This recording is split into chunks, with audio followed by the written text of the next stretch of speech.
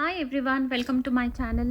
Please ಎಲ್ಲರೂ ನನ್ನ ಚಾನಲ್ನ ಸಬ್ಸ್ಕ್ರೈಬ್ ಮಾಡಿ, ಹಾಗೆ ಲೈಕ್ ಮತ್ತು ಶೇರ್ ಮಾಡಿ. ನಾನಿವತ್ತು ಆಫೀಸ್ಗೆ ಈ ಕಾಟನ್ ಸ್ಯಾರಿ ಹಾಕೊಂಡು ಹೋಗಿದ್ದೆ. ನಮ್ಮ ಆಫೀಸಲ್ಲಿ ನಾನು ಸಮ್ಮರ್ ಸ್ವ್ಯಾಗ್ ಡೇ ಅಂತ ಮಾಡಿದ್ದೆ. ಎಲ್ಲರಿಗೂ ಸಮ್ಮರ್ ವೇರ್ನ ಹಾಕೊಂಡು ಬರೋಕ್ಕೆ ಹೇಳಿದೆ, ವೆರಿ ಕ್ರಿಯೇಟಿವ್ ವೇಯಲ್ಲಿ. ಬಟ್ ನಾನು ಹೆಂಗಿದ್ರು ಆರ್ಗನೈಸರ್ ಅಲ್ಲ ಅಂತ ಹೇಳ್ಬಿಟ್ಟು ನಾನು ಸಿಂಪಲ್ಲಾಗಿ ಈ ಕಾಟನ್ ಸ್ಯಾರಿನ ಹಾಕೊಂಡು ಹೋಗಿದ್ದೆ. ಅದನ್ನು ನಾನು ಜಸ್ಟ್ ಒಂದು ಸಿಂಪಲ್ ಆಗಿರುವಂಥ ಒಂದು ರೆಡಿಮೇಡ್ ವೈಟ್ ಕಲರ್ ಬ್ಲೌಸ್ ಜೊತೆಗೆ ಪೇರ್ ಮಾಡಿದ್ದೀನಿ. ಬಿಕಾಸ್ ರೀಸೆಂಟಾಗಿ ನಾನು ತುಂಬ ಕಾಟನ್ ಸ್ಯಾರೀಸ್ ತೊಗೊಂಡಿದ್ದೆ, ಅದಕ್ಕೆ ಯಾವುದಕ್ಕೂ ನನಗೆ ಬ್ಲೌಸ್ ಹೊಲ್ಸೋಕ್ಕಾಗಿರಲಿಲ್ಲ. ನೋಡಿ, ಈ ಬ್ಯೂಟಿಫುಲ್ ಜುಮ್ಕಾ ಹಾಕೊಂಡು ಹೋಗಿದ್ದೀನಿ. ಇದು ನಂದು ರೀಸೆಂಟ್ ಕಲೆಕ್ಷನ್ ಆಫ್ ಜುಮ್ಕಾಸಲ್ಲಿ ಇದು ಒಂದು. ನನಗೆ ಇದನ್ನೇ ಹಾಕಬೇಕಂತ ತುಂಬ ತುಂಬ ಇಷ್ಟ ಆಯಿತು, ಅದಕ್ಕೆ ಇದನ್ನು ಹಾಕ್ಕೊಂಡೆ. ಆ್ಯಕ್ಚುಲಿ ಅದರ್ವೈಸ್ ನಾನು ಕಾಟನ್ ಸ್ಯಾರಿಗೆ ಆಕ್ಸಿಡೈಸ್ಡ್ ಜುಮ್ಕಾಸ್ ಜಾಸ್ತಿ ಹಾಕ್ಕೊತೀನಿ, ಬಟ್ ಇವತ್ತು ಗೋಲ್ಡ್ ಜುಮ್ಕಾ ಹಾಕ್ಕೊಂಡಿದ್ದೆ. ಈ ಸಾರಿನ ನಾನು ಚಿಕ್ಕಪೇಟೆಲಿರೋ ವರಮಹಾಲಕ್ಷ್ಮಿ ಆ ಶಾಪಲ್ಲಿ ತೊಗೊಂಡಿದ್ದು. ಆ್ಯಕ್ಚುಲಿ ವರಮಹಾಲಕ್ಷ್ಮಿ ಶಾಪಲ್ಲಿ ನಿಮಗೆ ಎಲ್ಲ ವೆರೈಟಿದು ಸಾರಿ ಸಿಕ್ಕತ್ತೆ. ಈವನ್ ಸಿಲ್ಕ್ ಸಾರಿಯಿಂದ ಹಿಡಿದು ಕಾಟನಿಂದ ಎಲ್ಲ ಥರ ಸಾರಿ. ನಾನು ಇವಾಗಂತೂ ಅಲ್ಲಿ ಆ ಶಾಪಿನ ಫ್ಯಾನ್ ಆಗಿಬಿಟ್ಟಿದ್ದೀನಿ. ಇನ್ನು ಮುಂದೆಯಿಂದ ನಾನು ಎಲ್ಲ ನನ್ನ ಸಾರೀಸು, ಕಾಟನ್ ಸ್ಯಾರೀಸ್ ಎಲ್ಲ ಅಲ್ಲೇ ಬೈ ಮಾಡಬೇಕು ಅಂತ ಅಂದ್ಕೊಂಡೆ. ಆ್ಯಕ್ಚುಲಿ ಈ ಸಾರಿಗೆ ನನಗೆ ಆಫೀಸಲ್ಲಿ ಕೂಡ ತುಂಬ ಕಾಂಪ್ಲಿಮೆಂಟ್ ಸಿಕ್ತು, ಮತ್ತು ನಾನು ಹಾಕ್ಕೊಂಡಾಗೂ ನನಗೆ ತುಂಬ ಕಂಫರ್ಟಬಲ್ ಇತ್ತು, ಯಾಕಂದರೆ ತುಂಬ ಸಾಫ್ಟ್ ಇದೆ ಈ ಕಾಟನ್ನು. ಆಮೇಲೆ ಆ್ಯಕ್ಚುಲಿ ನಂದು favourite part of my life, ಅದು ಯಾವಾಗಲೂ ಗಿಫ್ಟನ್ನ ಯಾವುದಾದ್ರೂ ಬಾಕ್ಸ್ ಸಿಕ್ಕಿದ್ರೆ ಅದು ಅನ್ವಿಲ್ ಮಾಡೋದು. ನಮ್ಮ ಹಸ್ಬೆಂಡ್ಗೆ ಏನೋ ತುಂಬ ಗಿಫ್ಟ್ ಸಿಕ್ಕಿತ್ತು. ನೋಡಿ, ಇದು ಒಂದು ಸ್ಟೇಪ್ಲರ್ ಸಹಿತ ಸಿಕ್ಕಿದೆ. Stapler might be a small thing, ಅಂದ್ರೂ ಗಿಫ್ಟ್ ಈಸ್ ಗಿಫ್ಟ್. ನನಗಂತೂ ತುಂಬ ಇಷ್ಟ ಆಗುತ್ತೆ. ಆಮೇಲೆ ಇಲ್ಲಿ ನೋಡಿ, ಇನ್ನೊಂದು ಬಾಕ್ಸ್ ಸಿಕ್ಕಿದೆ. ಇದನ್ನು ಓಪನ್ ಮಾಡಿದಾಗ ನನಗೆ ಕ್ಯೂಟ್ ಆಗಿರೋ 2 ಮಗ್ಸ್ ಸಿಕ್ತು. ಅದ್ರದ್ದು ಡಿಸೈನ್ ಎಷ್ಟು ಚೆನ್ನಾಗಿತ್ತು ಅಂತ ಹೇಳಿದರೆ ತುಂಬ ಚೆನ್ನಾಗಿತ್ತು. ನಂಗೆ ನೋಡಿದ ತಕ್ಷಣವೇ ಖುಷಿಯಾಗಿಬಿಡ್ತು. ಆ್ಯಕ್ಚುಲಿ ಇದಿಷ್ಟೂ ಗಿಫ್ಟ್ಸನ್ನ ನಮ್ಮ ಹಸ್ಬೆಂಡ್ ಮಧ್ಯಾಹ್ನನೇ ತಂದಿಟ್ಟಿದ್ರು, ಬಟ್ ಅವ್ರು ಯಾರೂ ಓಪನ್ ಮಾಡಿರಲಿಲ್ಲ. ನೋಡಿ ಎಷ್ಟು ಚೆನ್ನಾಗಿದೆ. ಅಲ್ಲಿ ಫ್ಲವರ್ ಇದೆ, ಆ ಫ್ಲವರ್ ಮೇಲೆ ಅವರು ಬಾರ್ಡರ್ ಎಲ್ಲ ಗೋಲ್ಡನ್ ಕಲರಲ್ಲಿ ಒಂದು ಪೇಂಟ್ ಮಾಡಿದ್ದಾರೆ. It was looking really beautiful. ಅದು ವಿಡಿಯೋದಲ್ಲಿ ಅಷ್ಟು ಚೆನ್ನಾಗಿ ಗೊತ್ತಾಗ್ತಿಲ್ಲ, ಬಟ್ ರಿಯಲಾಗಿ ತುಂಬ ಚೆನ್ನಾಗಿದೆ. ನನಗೆ ಆ್ಯಕ್ಚುಲಿ ಈ ಥರದ್ದು ತುಂಬ ಗಿಫ್ಟ್ ಸಿಗ್ತಿರತ್ತೆ ನಮ್ಮ ಹಸ್ಬೆಂಡ್ಗೆ. ಬಟ್ಟು ನನಗೆ ಈ ಮನೆಯಲ್ಲಿ ಇಟ್ಕೊಳ್ಳೋಕ್ಕೇ ಇವಾಗ ಪ್ಲೇಸೇ ಆಗ್ತಾಯಿಲ್ಲ, ಅಷ್ಟೊಂದು ಫಿಲ್ ಆಗಿಬಿಟ್ಟಿದೆ. ಎಲ್ಲನೂ ಒಂದು ಕಡೆ ಕಬೋರ್ಡಲ್ಲೇ ಡಂಪ್ ಮಾಡ್ತಾ ಇದ್ದೀನಿ, ಬಿಕಾಸ್ ಅದು ಓಪನ್ ಇಟ್ಬಿಟ್ರೆ ಮತ್ತೆ ಹಾಳಾಗಿಬಿಡುತ್ತೆ. ಆಮೇಲೆ ಇದೊಂದು ಡೈರಿ ಸಹಿತ ಸಿಕ್ಕಿತ್ತು ನಮ್ಮ ಹಸ್ಬೆಂಡ್ಗೆ, ಅದನ್ನು ನನಗೆ ಇಷ್ಟ ಆಯಿತು. ಆ ಡೈರಿನ ನಾನೇ ಇಟ್ಕೊಳ್ಳೋಣ ಅಂತ ಇಟ್ಕೊಂಡೆ. ಆಮೇಲೆ ನಾನಿವತ್ತು ಆ್ಯಕ್ಚುಲಿ ಕ್ಲೋವಿಯಾ ಬ್ರ್ಯಾಂಡಿಂದ ನಾನು ಸ್ವಲ್ಪ ಲಾಂಡ್ರಿ ಐಟಮ್ಸ್ ಆರ್ಡರ್ ಮಾಡಿದ್ದೆ. ಅದು ಬೆಳಗ್ಗೆ ಬಂದಿತ್ತು. ನನ್ನ ಆಫೀಸ್ ಅಡ್ರೆಸ್ಗೆ ನಾನು ಆರ್ಡರ್ ಮಾಡಿರ್ತೀನಿ ಯೂಶ್ವಲಿ, ಬಿಕಾಸ್ ಡೆಲಿವರಿ ಬೆಳಗ್ಗೆನೇ ಸಿಕ್ಕತ್ತಲ್ಲ. ಅದಕ್ಕೆ ತುಂಬ ಚೆನ್ನಾಗಿದೆ, ಆಫರ್ ಸಿಕ್ಕಿತ್ತು ಈ ಸಲ. ಅದಕ್ಕೆ ನಾನು ಮತ್ತೆ ಸ್ವಲ್ಪ ನ್ಯೂಡ್ ಕಲರ್ದು ಬ್ರೇಜಿಯರು ಮತ್ತು ನನಗೆ ಪ್ಯಾಂಟೀಸ್ ಎಲ್ಲ ಬೇಕಾಗಿತ್ತು, ಅದೆಲ್ಲ ತೊಗೊಂಡೆ. ಆ್ಯಕ್ಚುಲಿ ನಿಮ್ಗೆ ಯಾರಿಗಾದ್ರೂ ಕ್ಲೋವಿಯಾ ಬ್ರ್ಯಾಂಡ್ದು ಆರ್ಡರ್ ಮಾಡಬೇಕಂತ ಹೇಳಿದ್ರೆ ನೀವು ಅವ್ರದ್ದು ಆನ್ಲೈನಲ್ಲಿ ವೆಬ್ಸೈಟ್ ಇರುತ್ತಲ್ಲ, ಅದಕ್ಕೆ ಹೋಗ್ಬಿಟ್ಟು ಆರ್ಡರ್ ಮಾಡ್ಬೋದು. ಅವ್ರದ್ದು ವೆಬ್ಸೈಟಲ್ಲಿ ನೀವು ಆರ್ಡರ್ ಮಾಡಿದ್ರೆ ನಿಮಗೆ ತುಂಬ ಥರದ್ದು ಆ್ಯಕ್ಚುಲಿ ಆಫರ್ಸ್ ಸಿಕ್ಕತ್ತೆ. ನನಗೂ ಆಫರಲ್ಲೇ ಸಿಕ್ತು, ಮತ್ತು ಈ ಥರ ಗಿಫ್ಟ್ ಕೂಪನ್ಸ್ ಆಯಿತಾ ಅವರು ಆ ಬಾಕ್ಸ್ ಜೊತೆಗೆ ನನಗೆ ಕಳಿಸಿದ್ರು. ಮತ್ತು ನನಗೆ ಐಟಮ್ಸ್ ಏನು ಅಲ್ಲಿ ಬೈ ಮಾಡ್ತೀನಲ್ಲ, ತುಂಬ ಸಾಫ್ಟಾಗಿರುತ್ತೆ ಮೆಟೀರಿಯಲ್ಲು, ಹಾಕ್ಕೊಳ್ಳೋಕೆ ಕಂಫರ್ಟ್ ಇರುತ್ತೆ. ನಾನು ಇವಾಗಂತೂ ಬೇರೆ ಎಲ್ಲ ಬ್ರ್ಯಾಂಡ್ಸ್ ಬಿಟ್ಬಿಟ್ಟು ಇದೇ ಬ್ರ್ಯಾಂಡ್ಗೆ ಸ್ವಿಚ್ ಆಗಿಬಿಟ್ಟಿದ್ದೀನಿ. ನೀವು ನಂದೆಲ್ಲ ವ್ಲಾಗ್ಸ್ ನೋಡಿದರೆ ರೀಸೆಂಟಾಗೇ ನಾನು ಎಷ್ಟೊಂದು ಬೈ ಮಾಡಿದ್ದೀನಿ ಅಲ್ಲಿಂದನೇ. ಬಿಕಾಸ್ ಯಾಕಂದರೆ ತುಂಬ ಕಂಫರ್ಟ್ ಇರುತ್ತೆ. ಎಲ್ಲದರಲ್ಲೂ ಕಂಫರ್ಟಬಿಲಿಟಿ ಈಸ್ ಮೋರ್ ಇಂಪಾರ್ಟೆಂಟು. ಮತ್ತು ಕ್ಲಾತ್ ಏನು ಬಂದು ಅವ್ರು ಏನು ಯೂಸ್ ಮಾಡಿರ್ತಾರೆ ತುಂಬ ಸಾಫ್ಟ್, ಅಂದರೆ ತುಂಬ ಸಾಫ್ಟ್ ಇರುತ್ತೆ. ನನಗೆ ತುಂಬ ಇಷ್ಟ ಆಯಿತು. ಅದಕ್ಕೆ I thought of sharing with all of you. Actually ನನಗೆ ಈ ಥರ ಗಿಫ್ಟ್ಸ್ನ ಓಪನ್ ಮಾಡಿದೆ, ಏನೇ ಆಗಲಿ ಶಾಪಿಂಗ್ ಮಾಡಿರೋ ಅಂಥದ್ದು ಬ್ಯಾಗ್ಸ್ನ ಓಪನ್ ಮಾಡೋದು ಮತ್ತು ಗಿಫ್ಟ್ಸ್ ಓಪನ್ ಮಾಡೋದಂದರೆ ತುಂಬ ಇಷ್ಟ ನನಗೆ. ನಮ್ಮ ಹಸ್ಬೆಂಡ್ಗೆ ಯೂಶ್ವಲಿ ಈ ಥರ ಎಲ್ಲ ಐಟಮ್ಸೂ ಸಿಗ್ತಾ ಇರುತ್ತೆ. ಕಪ್ಪು, ಸಾಸರು, ಜಗ್ಸು, ಏನು ಬೇಕೆಲ್ಲ ನಾನು ಇಮ್ಯಾಜಿನ್ ಕೂಡ ಮಾಡಿರಲ್ಲ, ಅಷ್ಟು ಒಳ್ಳೆ ಐಟಮ್ಸೂ ಸಿಕ್ಕಿರುತ್ತೆ. ಬಟ್ ನನಗೇನಾಗಿದೆ ಅಂತ ಹೇಳಿದ್ರೆ, ಈಗ ಈ ಮನೆಯಲ್ಲಿ ಎಲ್ಲದನ್ನು ನಾನು ಇಟ್ಕೊಳ್ಳೋಕೆ ಆಲ್ಮೋಸ್ಟ್ ಎಲ್ಲ ಕಬೋರ್ಡ್ಸು ಎಲ್ಲನೂ ಸಹಿತ ಫಿಲ್ ಆಗಿಬಿಟ್ಟಿದೆ. ಇವಾಗ ಈ ಥರದನ್ನೆಲ್ಲ ನಾನು ಡೈಲಿ ಡಿಸ್ಪ್ಲೇಯಲ್ಲಿ ಇಟ್ಬಿಟ್ಟು ಯೂಸ್ ಮಾಡಬೇಕಂತ ಹೇಳಿದ್ರು ನನಗೆ ಪ್ಲೇಸೇ ಆಗ್ತಾಯಿಲ್ಲ. ಅದಕ್ಕೆ ಎಲ್ಲದನ್ನು ಒಂದು ಕಬೋರ್ಡಲ್ಲಿ ಒಂದು ಪ್ಲೇಸ್ ಮಾಡಿದ್ದೀನಿ, ಅದರಲ್ಲಿ ಇಟ್ಕೊತಾ ಇದ್ದೀನಿ ಇವಾಗ. ಇದು ನೋಡಿ, ನನ್ನ ಫೇವ್ರೆಟ್ ಜುಮ್ಕಾ ನಾನು ರೀಸೆಂಟಾಗಿ ಪರ್ಚೇಸ್ ಮಾಡಿರೋದ್ರಲ್ಲಿ ಇದು ಒಂದು ಸಹಿತ. ನಂಗೆ ಆ್ಯಕ್ಚುಲಿ ಜುಮ್ಕಾ ಕಲೆಕ್ಷನ್ಸ್ ಅಂದರೆ ತುಂಬ ಇಷ್ಟ. ನಾನು ಎಲ್ಲಿ ಹೋದ್ರೂ, ಯಾವ ಪ್ಲೇಸ್ ಹೋದ್ರೂ ವಿತಿನ್ ಇಂಡಿಯಾದಲ್ಲಿ ನಾನು ಆಕ್ಸಿಡೈಸ್ ಜುಮ್ಕಾಸ್ ಬೈ ಮಾಡ್ತೀನಿ. ಹಾಗೆಯೇ ಗೋಲ್ಡಲ್ಲೂ ನಾನು ತುಂಬ ಬೈ ಮಾಡ್ತೀನಿ. ಈ ಜುಮ್ಕಾ ಇದು ನಂದು ರೀಸೆಂಟ್ ಪರ್ಚೇಸಲ್ಲಿ ಒಂದು 4 ಏನೋ ಪರ್ಚೇಸ್ ಮಾಡಿದೆ. ಅದರಲ್ಲಿ ಇದು ಒಂದು ಕೂಡ. ಇದು ತುಂಬ ಚೆನ್ನಾಗಿದೆ. ಆ್ಯಕ್ಚುಲಿ ನನ್ನ ಫೇಸ್ಗೆ ಎಲ್ಲದಕ್ಕಿಂತನೂ ನನಗೆ ಜುಮ್ಕಾ ತುಂಬ ಸೂಟ್ ಆಗುತ್ತೆ. ನಾನು ಜುಮ್ಕಾ ಹಾಕೊಂಡ್ಬಿಟ್ಟು ಸ್ಯಾರಿ ಹಾಕ್ಕೊಂಡ್ರೆ ಆ್ಯಕ್ಚುಲಿ ಅದಕ್ಕೆ ಇನ್ನೇನು ಡೆಕೋರೇಷನ್ ಬೇಡನೇ ಬೇಡ. ಅಂದರೆ ಒಂದು ಸಿಂಪಲಾಗಿ ಒಂದು ಸಾರಿ ಮತ್ತು ನನಗೆ ಒಂದು ಜುಮ್ಕಾ ಹಾಕ್ಬಿಟ್ಟು ಒಂದು ಬಿಂದಿ ಇಟ್ಟರೆ ಸಾಕು, ತುಂಬ ಎಲಿಗೆಂಟ್ ಲುಕ್ ಕೊಡ್ತಾ ಇರುತ್ತೆ. ನನಗೆ ತುಂಬ ಇಷ್ಟ ಆಗಿರೋ ಜುಮ್ಕಾ ಇದು. ಇನ್ನೊಂದು ರೀಸೆಂಟಾಗಿ ಒಂದು ಜುಮ್ಕಾ ತೊಗೊಂಡಿದ್ದೆ, ಅದನ್ನು ನಾನು ನಿನ್ನೆ ವ್ಲಾಗಲ್ಲಿ ತೋರಿಸಿದ್ದೀನಿ.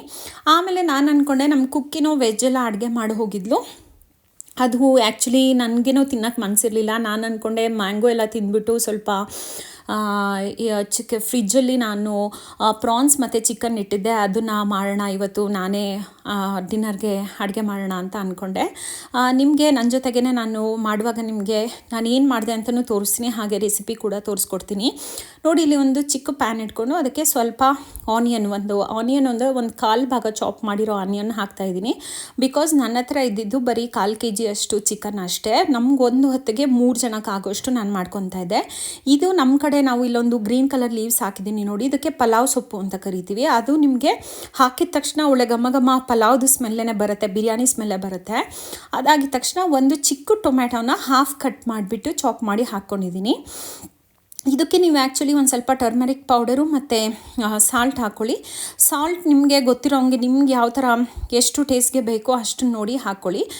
ನೀವು ಯಾವಾಗೂ ಅಷ್ಟೇ ಈರುಳ್ಳಿ ಮತ್ತು ಟೊಮ್ಯಾಟೊ ಹಾಕಿದ ತಕ್ಷಣ ಅರಿಶಿನ ಪುಡಿ ಮತ್ತು ಉಪ್ಪು ಹಾಕಿದರೆ ಬೇಗ ಅದು ಕರಗತ್ತೆ.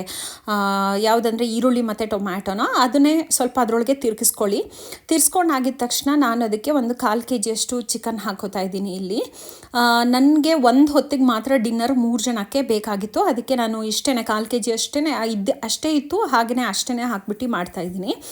ಇವಾಗ ನೀವು ಇದನ್ನು ಒಂದು ಸ್ವಲ್ಪ ನೀಟಾಗೆ ಏನು ಮಾಡಬೇಕು, ಈ ಚಿಕನನ್ನು ಟೊಮ್ಯಾಟೊ ಮತ್ತು ಈರುಳ್ಳಿ ಮತ್ತು ಈ ಆಯಿಲ್ ಜೊತೆಗೆ ಚೆನ್ನಾಗಿ ಸ್ವಲ್ಪ ಕುಕ್ ಮಾಡ್ಕೋಬೇಕು. ಇದು ಸ್ವಲ್ಪ ಚಿಕನ್ ನೀರು ಬಿಡೋ ತನಕನೂ ನೀವು ಎಕ್ಸ್ಟ್ರಾ ನೀರು ಹಾಕಕ್ಕೆ ಹೋಗಬೇಡಿ. ಒಂದು 2-3 ಮಿನಿಟ್ಸ್ ಎಲ್ಲ ಒಂದು ಅಪ್ ಟು 5 ಮಿನಿಟ್ಸ್ ಆದ್ರೂ ನೀವು ಹೀಗೆ ಆಯಿಲಲ್ಲೇ ಅದನ್ನು ಫ್ರೈ ಮಾಡಿದ್ರೆ ಏನಾಗುತ್ತೆ ಅಂದರೆ ನಿಮ್ಮದು ಕರಿಗೆ ಒಂದು ಸ್ವಲ್ಪ ಜಾಸ್ತಿ ಟೇಸ್ಟ್ ಬರುತ್ತೆ. ಆಮೇಲೆ ಅದರೊಳಗಿಂದನೇ ನೀರು ಬಿಟ್ಟಿರತ್ತಲ್ಲ, ಅದನ್ನು ಸಹಿತ ನಿಮ್ಮ ಕರಿಗೆ ಜಾಸ್ತಿ ಟೇಸ್ಟ್ ಕೊಡುತ್ತೆ. ನಾನು ಹಾಗೆ ಒಂದು 2-3 ಮಿನಿಟ್ಸ್ ಇದೇ ಥರ ನಾನು ನೀಟಾಗಿ ಕುಕ್ ಮಾಡಿಕೊಂಡೆ. ಆ್ಯಕ್ಚುಲಿ ನೀವು ಒಂದು ಸಲ ಲಿಡ್ ಮುಚ್ಚಿಬಿಟ್ಟು ನೀವು ಕುಕ್ ಮಾಡಿಕೊಂಡ್ರೆ ತುಂಬ ಒಳ್ಳೆಯದು. ಮತ್ತು ಇನ್ನೊಂದು ಅಡುಗೆ ಮಾಡುವಾಗ ಒಂದು ಟಿಪ್ ಕೊಡಬೇಕು ಅಂತ ನಂಗೆ ಇಷ್ಟ ಆಗುತ್ತೆ. ಎಲ್ಲರೂ ಪ್ಲೀಸ್ ಜಾಸ್ತಿ ಸ್ಟೀಲ್ ಐಟಮ್ಸನ್ನ ಯೂಸ್ ಮಾಡಿ, that is good for health actually.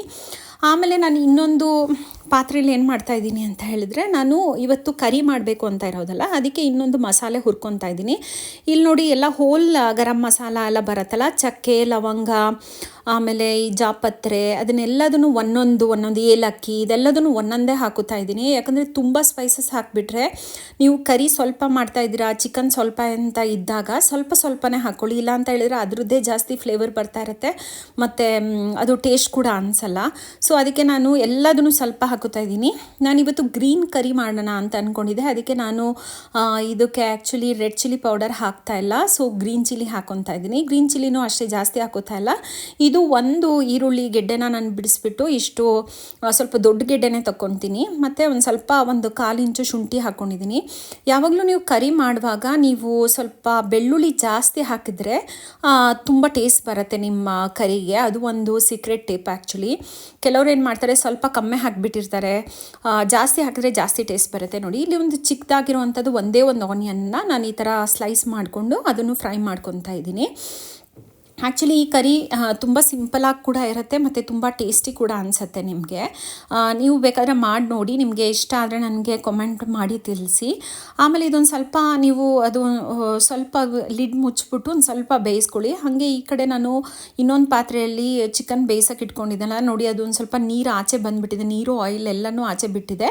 ಇವಾಗ ಇದಕ್ಕೆ ನಾನು ಚೆನ್ನಾಗಿ ಒಂದು ಲೋಟ ನೀರು ಹಾಕ್ಕೊತಾ ಇದ್ದೀನಿ. ಸ್ವಲ್ಪ ನೀವು ಕರಿ ಮಾಡುವಾಗ ಏನು ಮಾಡಬೇಕಂತ ಹೇಳಿದ್ರೆ, ಈ ಸ್ಟೇಜಲ್ಲೇ ನೀವು ಚಿಕನ್ ಬೇಯಿಸ್ಕೊಳ್ವಾಗೇ ಜಾಸ್ತಿ ನೀರು ಹಾಕಿಬಿಟ್ಟು ಬೇಯಿಸ್ಕೊಂಡ್ಬಿಟ್ರೆ ನಿಮ್ಮ ಕರಿಗೆ ಜಾಸ್ತಿ ಚಿಕನಿಂದು ಫ್ಲೇವರ್ ಬರುತ್ತೆ. ಇಲ್ಲಿನೂ ಸಹಿತ ಇವಾಗ ನಾನು ಮಸಾಲೆ ಏನು ಬಿಸಿ ಮಾಡ್ಕೊಂಡಿದ್ದೆ ಅದನ್ನು ಸಹಿತ ಚೆನ್ನಾಗೇ ಬೆಂದಿದೆ. ಇದೇನು ತುಂಬ ಬೇಯಬೇಕು ಅಂತ ಏನಿಲ್ಲ. ಮತ್ತು ನಾನು ಇದಕ್ಕೆ ಒಂದು ಟೊಮ್ಯಾಟೊ ಕೂಡ ಎಂಡಲ್ಲಿ ಹಾಕ್ಕೊಂಡು ಮತ್ತು ಇಷ್ಟು ನಾನು ಕೊತ್ತಂಬರಿ ಸೊಪ್ಪು ಮತ್ತು ಇದರಲ್ಲೇ ಸ್ವಲ್ಪ ಒಂದು ಮಿಂಟ್ ಲೀವ್ಸ್ ಒಂದು 2-3-4 ಅಷ್ಟೇ ಹಾಕ್ಕೊಂಡಿದ್ದೀನಿ. ಯಾಕಂದರೆ ಮಿಂಟ್ ಲೀವ್ಸು ನೀವು ಕರಿಗೆ ತುಂಬ ಜಾಸ್ತಿ ಹಾಕಿದ್ರೆ ಟೇಸ್ಟ್ ಬರೋಲ್ಲ. ಮಿಂಟ್ ಲೀವ್ಸ್ದೇ ಒಂಥರ ಸ್ಮೆಲ್ ಬರ್ತಾ ಇರುತ್ತೆ, ಅದು ನನಗೆ ಅಷ್ಟೊಂದು ಇಷ್ಟ ಆಗಲ್ಲ. ಅದಕ್ಕೆ ನಾನು ಬರೀ ಕೊರಿಯಾಂಡರ್ ಲೀವ್ಸ್ ಮಾತ್ರ ಸ್ವಲ್ಪ ಜಾಸ್ತಿ ಹಾಕ್ಕೊತೀನಿ. ಮತ್ತು ನಾನು ಮಾಡ್ತಾ ಇರೋದು ಬರೀ 1/4 kg ಅಷ್ಟು ಚಿಕನ್ ಮಾತ್ರ, ಅದಕ್ಕೆ ಸ್ವಲ್ಪ ಮಾತ್ರ ಮಸಾಲೆ ಹಾಕ್ಕೊಂಡಿದ್ದೀನಿ. ಆಮೇಲೆ ಅದನ್ನು ನೋಡಿ ಇಲ್ಲಿ ಚಿಕನ್ನು ನೀರು ಬಿಟ್ಟು ಚೆನ್ನಾಗೇ ಅದು ಬೇಯ್ತಾ ಇದೆ. ಅಷ್ಟೊತ್ತೊಳಗೆ ನಾನು 2 ಸ್ಪೂನು ಧನಿಯಾ ಪೌಡರ್ ಹಾಕ್ಬಿಟ್ಟು ಅದು ಕಡಿದ್ಬಿಟ್ಟು ಆ ಮಸಾಲೆನ ಇದಕ್ಕೆ ಹಾಕ್ಕೊತಾ ಇದ್ದೀನಿ ಅಷ್ಟೇ. ನಾನು ಏನೇನು ಮಸಾಲೆ ರೆಡಿ ಮಾಡಿದ್ದೆ ಅದಕ್ಕೆ ಎಕ್ಸ್ಟ್ರಾ 2 ಸ್ಪೂನ್ ಧನಿಯಾ ಪುಡಿ ಹಾಕ್ಕೊಂಡಿದ್ದೀನಿ ಅಷ್ಟೇ. ಅದು ಮಸಾಲೆ ಎಲ್ಲ ಕಡ್ದಾದ್ಮೇಲೆ ಮಿಕ್ಸಿಯಲ್ಲಿ ನಾನು ಏನು ಚಿಕನ್ ಬೇಯಿಸ್ಕೊಂಡಿದ್ದೆ ಅದಕ್ಕೆ ಆ ಮಸಾಲೆನ ಹಾಕಿದ್ದೀನಿ. ನೋಡಿ, ನೀವು ಹಾಕುವಾಗ ಈ ಸ್ಟೇಜಲ್ಲಿ ಮತ್ತೆ ಸ್ವಲ್ಪ ನೀರನ್ನು ಹಾಕ್ಬೋದು. ನೀರು ಹಾಕ್ಬಿಟ್ಟು ಆಮೇಲೆ ಚೆನ್ನಾಗಿ ಕುದ್ದುಬಿಟ್ಟು ಅದು ಸ್ವಲ್ಪ ತಿಕ್ಕಾಗಿ ಬರುತ್ತಲ್ಲ ಗ್ರೇವಿ, ಆ ಗ್ರೇವಿಗೆ ಆ್ಯಕ್ಚುಲಿ ತುಂಬ ಅಂದರೆ ತುಂಬ ಟೇಸ್ಟ್ ಇರುತ್ತೆ. ನಾವು ಆ್ಯಕ್ಚುಲಿ ಹಳ್ಳಿಯಲ್ಲೆಲ್ಲ ನೋಡಿ, ನೀವು ಬೇಕಾದರೆ ಅವ್ರು ಅದೇ ಥರ ಜಾಸ್ತಿ ನೀರು ಹಾಕಿ ತುಂಬ ಹೊತ್ತು ಕುದಿಸ್ತಾರೆ. ಅದಕ್ಕೆ ಹಳ್ಳಿಯಲ್ಲಿ ಮಾಡೋ ಚಿಕನ್ ಸಾರು, ಮಟನ್ ಸಾರೆಲ್ಲ ತುಂಬ ಟೇಸ್ಟ್ ಇರುತ್ತೆ. ನಂದು ಆಲ್ಮೋಸ್ಟ್ ಅದಾದಮೇಲೆ ನಾನೊಂದು 10 ಮಿನಿಟ್ಸ್ ಕುದಿಸ್ಕೊಂಡೆ. ಇವಾಗ ನಾನು ಪ್ರಾನ್ಸ್ದು ಗೋಲ್ಡನ್ ಫ್ರೈ ಮಾಡೋಣ ಅಂತ ಹೇಳ್ಬಿಟ್ಟು ನಾನು ಇವಾಗ ಇಲ್ಲಿ ಪ್ಯಾನ್ ಇಟ್ಕೊಂಡಿದ್ದೀನಿ. ಪ್ರಾನ್ಸ್ ಗೋಲ್ಡನ್ ಫ್ರೈ ಮಾಡೋದಂತ ಹೇಳಿದರೆ ನಾನು ಮುಂಚೆನೇ ಇದಕ್ಕೆ ಮಸಾಲ ಎಲ್ಲ ಹಚ್ಚಿ ಇಟ್ಕೊಂಡಿದ್ದೆ ಪ್ರಾನ್ಸ್ಗೆ. ಈ ಪ್ರಾನ್ಸ್ ಮಸಾಲ ಫ್ರೈಗೆ ಆ್ಯಕ್ಚುಲಿ ನಾನು ಏನು ಹಾಕಿದ್ದೆ ಅಂತ ಹೇಳಿದರೆ ತೇಜು ಕಬಾಬ್ ಮಸಾಲ ಬರುತ್ತಲ್ಲ ಚಿಕನ್ದು, ಅದನ್ನು ಹಾಕ್ಬಿಟ್ಟು ನಾನು ಮ್ಯಾರಿನೇಟ್ ಮಾಡಿ ಇಟ್ಕೊಂಡಿದ್ದೆ. ಅದೇನೇನು ಹಾಕಿದೆ ಅಂತ ನಾನು ಇವಾಗ ನಿಮಗೆ ಶಾರ್ಟ್ಲಿ ತೋರಿಸ್ಕೊಡ್ತೀನಿ ಇದೇ ವಿಡಿಯೋದಲ್ಲಿ. ಸೊ ಅದಕ್ಕೆ ವಿಡಿಯೋನ ಯಾರೂ ಸ್ಕಿಪ್ ಮಾಡಬೇಡಿ, ಫುಲ್ ಎಂಡ್ ತನಕ ನೋಡಿ. ಮತ್ತು ನೀವು ಈಗ ಪ್ರಾನ್ಸ್ ಗೋಲ್ಡನ್ ಫ್ರೈ ಎಲ್ಲ ಮಾಡ್ತಿರಲ್ಲ, ಅದನ್ನು ಆ್ಯಕ್ಚುಲಿ ತುಂಬ ಹೊತ್ತು ಮ್ಯಾರಿನೇಟ್ ಮಾಡೋ ಅವಶ್ಯಕತೆ ಇಲ್ಲ. ಇನ್ಸ್ಟೆಂಟಾಗಿ ನೀವು ಕಲಿಸ್ಬಿಟ್ಟು ಒಂದು 5 ಮಿನಿಟ್ಸ್ ಇಟ್ಬಿಟ್ಟು ಮಾಡಿಬಿಡ್ಬೋದು. ಯಾಕಂದರೆ ನೀವು ತುಂಬ ಹೊತ್ತಿಟ್ಟರೆ ಏನಾಗುತ್ತೆ ಅಂತ ಹೇಳಿದರೆ, ನಿಮ್ದು ಯಾವುದೇ ಆಗಲಿ ಕಬಾಬ್ ಆಗಲಿ ಮತ್ತು ಈ ಥರ ಗೋಲ್ಡನ್ ಫ್ರೈ ಇರಲಿ, ಇಲ್ಲ ಯಾವುದೇ ಒಂದು ಐಟಮ್ಸ್ನ ನೀವು ಡೀಪ್ ಫ್ರೈ ಮಾಡ್ತಾ ಇದ್ದೀರಾ ಅಂತ ಹೇಳಿದರೆ ತುಂಬ ಹೊತ್ತು ಮ್ಯಾರಿನೇಟ್ ಮಾಡಿ ಇಟ್ಟಾಗ ಅದು ಕ್ರಿಸ್ಪಿನೆಸ್ ಹೋಗ್ಬಿಡುತ್ತೆ. ಆ್ಯಕ್ಚುಲಿ ಮಸಾಲೆ ಒಳಗಡೆ ಹಿಡ್ಕೊಂಡ್ಲಿ ಅಂತ ಎಲ್ಲ ಉದ್ದೇಶಕ್ಕೆ ಎಲ್ಲರೂ ಆ ಥರ ಮಾಡ್ತಾರೆ. ಆದರೆ ಅದು ಆ ಥರದ ಅವಶ್ಯಕತೆ ಇಲ್ಲೇ ಇಲ್ಲ. ನಾನು ಇನ್ಸ್ಟೆಂಟಾಗಿ ಮಾಡ್ತೀನಿ, ಬಟ್ ಯಾವಾಗ್ಲೂ ತುಂಬ ಚೆನ್ನಾಗಿ ಟೇಸ್ಟ್ ಬರುತ್ತೆ.